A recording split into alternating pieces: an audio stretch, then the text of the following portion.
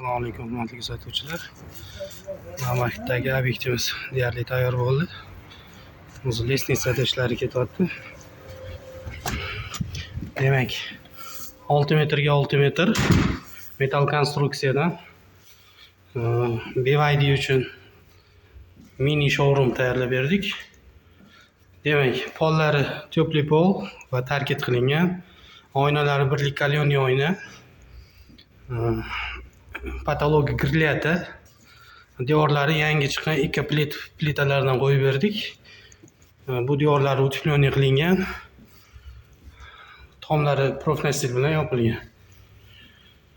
Ko'rib turganingizdek sifatli mahsulotlar ishlatilgan. Shuni to'liq elektropaket, elektromontaj, to'pli pol qilingan.